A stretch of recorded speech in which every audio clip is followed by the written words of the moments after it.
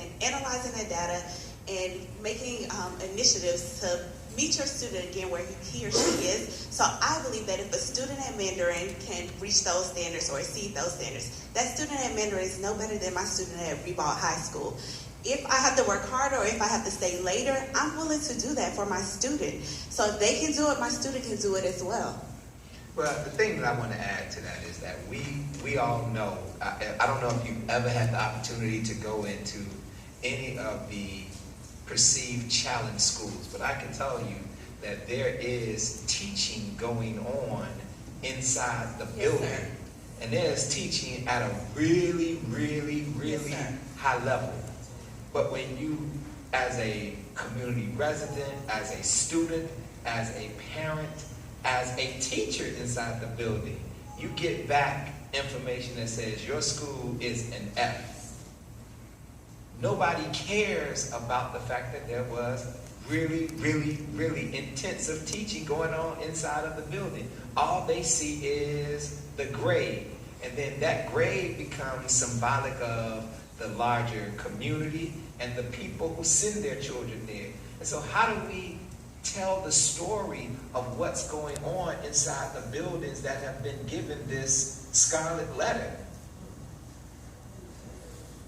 Because I can tell you, I graduated from Raines High School, and everybody who is somebody in this city today graduated from Raines or Ribault. That's just the way it is. I'm talking about my generation now. You know, that back in the day, that was Stanton Gilbert. So, but we talking, you know, now. And to have those schools labeled as failing schools, I think is, you know, just truly disingenuous to not only the students inside the building, but the teachers inside of the building. That's a hard question. That's a very difficult question to come up with the correct answer, because as a principal, that is probably the most challenging thing for me, is to drive that ball down that field all year long, and people are working hard, and kids are learning. And then the FCAT or FSA, whatever we're calling it, the scores come out, and you're an F, or you're a D. And you know, as a teacher or the principal or even an active parent who's in the building, you know there were good things happening inside that school. And from that F, from that D, we're talking about teacher efficacy, it starts to go down, possibly. Because as a human being, you want to succeed.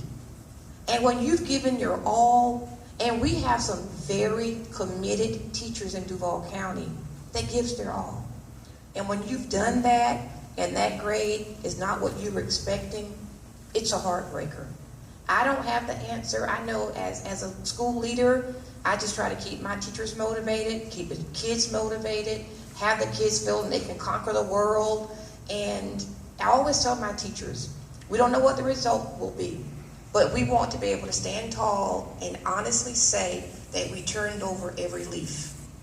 We got to turn over every leaf, every leaf, every leaf. And at that point, we'll just have to deal with whatever happens.